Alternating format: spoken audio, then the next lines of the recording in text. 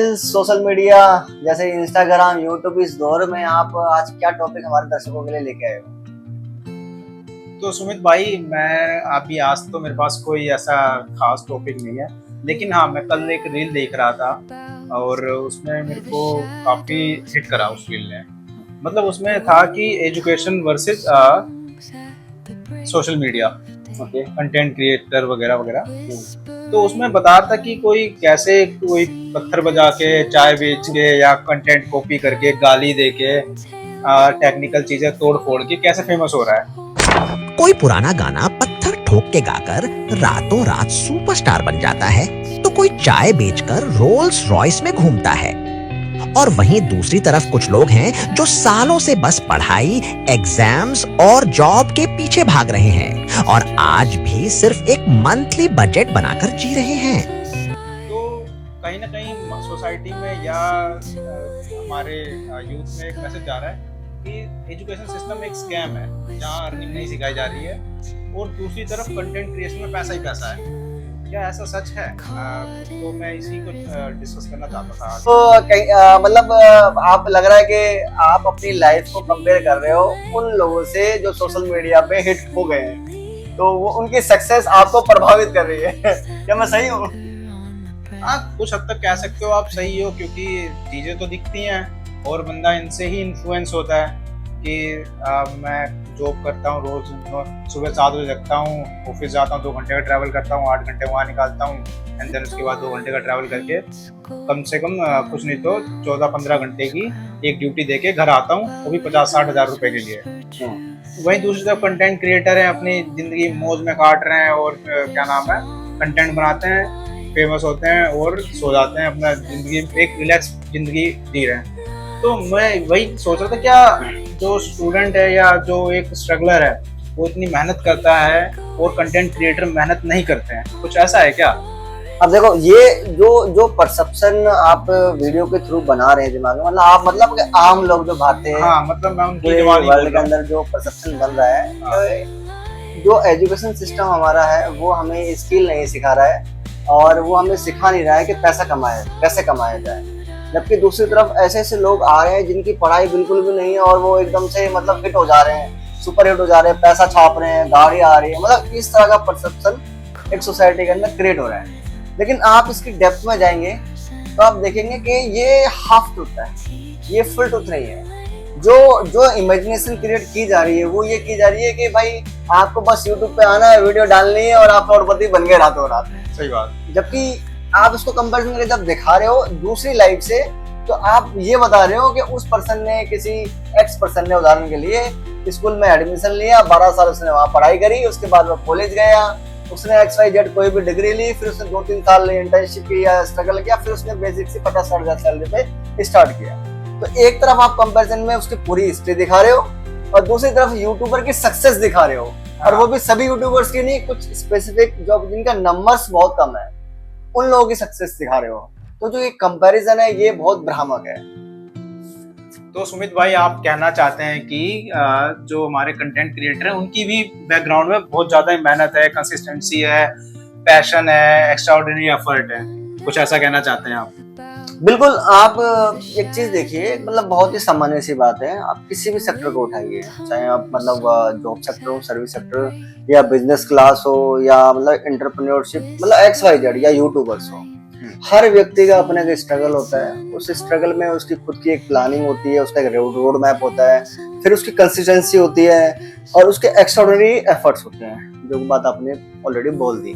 तो जब भी आप कंपैरिजन करते हैं किसी यूट्यूबर्स की, स्पेसिफिकली यूट्यूबर्स का नाम ले रहा हूँ क्योंकि आजकल बहुत ज्यादा मतलब उसको ग्लैमराइज किया जा रहा है कि आप पढ़ाई छोड़ दीजिए और बस यूट्यूब करिए और करोड़पति बन जाइए, हमारा एजुकेशन सिस्टम आपको अमीर नहीं बना पाएगा। तो इसलिए मैं यूट्यूब को ही बात केंद्र में रख के ही बात कर रहा हूँ। तो आप किसी भी सक्सेसफुल यूट्यूबर को आप उठाएंगे, पहले तो एक बात ये देख लीजिए कि भारत के अंदर मतलब लाखों यूट्यूबर्स हैं, लाखों यूट्यूबर्स। उसमें से आप 2-4 लोग, 5 लोग, 10 लोग, 20 लोग जो होंगे वो बहुत ही ज्यादा पॉपुलैरिटी गेन करेंगे और अच्छा खासा पैसा कमा रहे हैं, इसमें कोई दो राय नहीं है। लेकिन हमें इस बात का भी ध्यान रखना है कि वो लोगों का नंबर्स कितना है, यानी सक्सेस रेशियो कितना है। ठीक है, अब हम उसी लोगों की बात कर रहे हैं जिनका सक्सेस रेशियो बहुत ही कम है। अब वो लोग जो सक्सेसफुल हो गए हैं आज की उनकी सक्सेस आप मत देखिए, आप ये देखिए कि उनका जो हार्ड वर्क है वो कितने लंबे समय से चल रहा है। यानी कि उन्होंने चैनल कब बनाया, चैनल बनाया तो उन्होंने कितनी वीडियोस पर डे अपलोड करी, उसमें क्या क्या रिफॉर्म्स किए, उनका जो व्यूअरशिप है उस व्यूअरशिप को रिटेन करने के लिए और साथ में उसको और बढ़ाने के लिए नंबर्स उन्होंने कितने एफर्ट्स लगाए, उसमें एडिटिंग में कितने एफर्ट्स लगाए, उन्होंने कितना इन्वेस्ट किया मतलब सिर्फ इन्वेस्टमेंट सिर्फ पैसा नहीं होता है, इन्वेस्टमेंट मतलब उन्होंने अपनी कितनी एनर्जी इन्वेस्ट की, कितना टाइम इन्वेस्ट किया, कितनी नॉलेज इन्वेस्ट की। और ये सभी चीजें होती है ना कहीं एजुकेशन से इंटरलिंक है कि बिना एजुकेशन के आप ये सब चीजें नहीं कर सकते, वो आपको जरूरत उसकी पड़ेगी। तो आप देखेंगे जितने भी सक्सेसफुल लोग रहे हैं यूट्यूबर्स पे, जो आज भी यूट्यूबर सक्सेसफुल लोग हैं, उदाहरण के लिए सौरभ जोशी का ले लीजिए आप। सौरभ जोशी ने आज कल का मैंने उसका एक व्लॉग देखा, मतलब रील्स जैसा आप देखते वैसे मैं भी रील्स देखता हूँ, लेकिन फर्क इतना है कि हम लोग वो रील्स देखना पसंद करते हैं जहाँ पे कुछ मोटिवेशन मिल रहा है या कुछ कंटेंट मिल रहा है, कुछ सीखने को मिल रहा है। पूरा देखना पॉसिबल नहीं, इसलिए मतलब छोटी मतलब कम चीजें ही देखते हैं क्वालिटी वाली। तो उसका मतलब उसने एक सिंपल सी बात बोली कि सब लोगों को मेरी सक्सेस दिखती है। ये सौरभ जोशी के वर्ड्स है कि सब लोगों को मेरी सक्सेस मिलती है, वो कहते हैं मेरे भाग्य से ये बन गया। और आज जो एजुकेशन करके बैठे हैं उनको कुछ नहीं मिल पा रहा है, तो उस पर वो रिप्लाई देता है और सिंपल बातें बोलता है कि भाई मैंने अपने चैनल पे 1000 वीडियो अपलोड की है।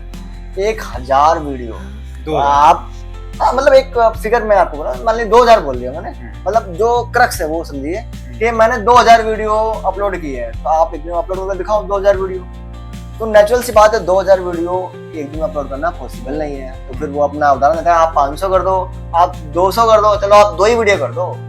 तो आप कहने का मतलब ये है कि जो आज उसकी 2000 वीडियो अपलोड हुई है उसको उसने बहुत लंबा समय दे दिया। अगर आप एक दिन के अंदर एक वीडियो भी अपलोड करते हो, क्योंकि उसकी वीडियो बहुत बड़ी होती है, उनका साइज बहुत बड़ा होता है और उस वीडियो को एडिटिंग करने में भी काफी एफर्ट्स लगते हैं। तो वो जो 2000 वीडियो है, आप अगर ईयर्स में काउंट करो तो 365 डेज एक साल के अंदर होते हैं। यानी आप मोटा मोटा देखोगे तो उसका लगभग 6 साल के आसपास आपका टेन्योर निकल के आएगा।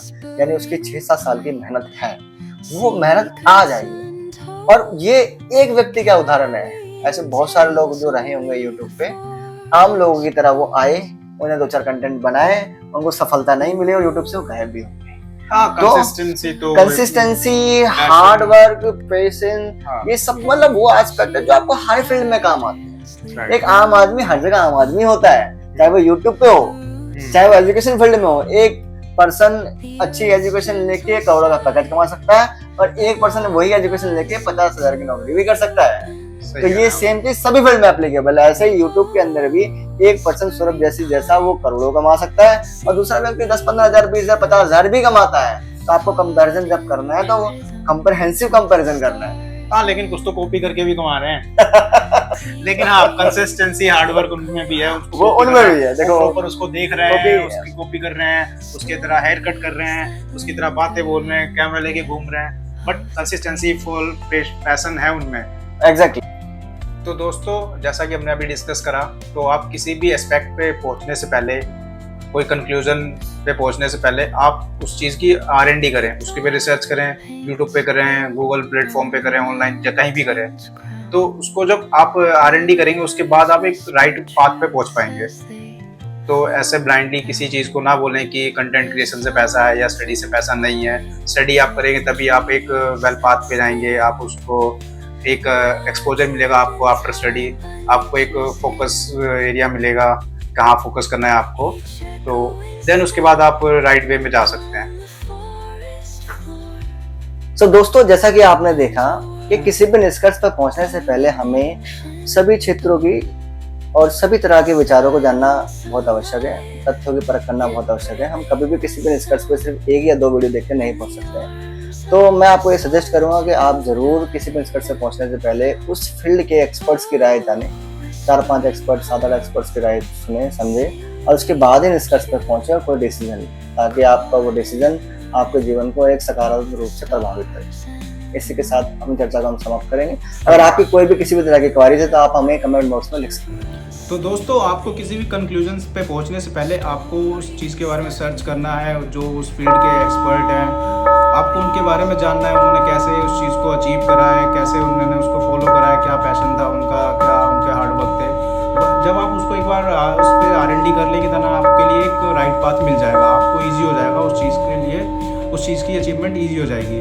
तो आप ऐसे डिमोटिवेट ना हो कि स्टडी में पैसा नहीं है, एजुकेशन सिस्टम ख़राब है, स्कैम है, ये वो। आपको कहीं ना कहीं एजुकेशन सिस्टम आपको बेस देता है, देन वो आपको एक्सपीरियंस जो उस बेस को फर्निश करता है, आपको एक्सपीरियंस करता है। तो दोस्तों आपको पूरी मेहनत करनी है उसके लिए।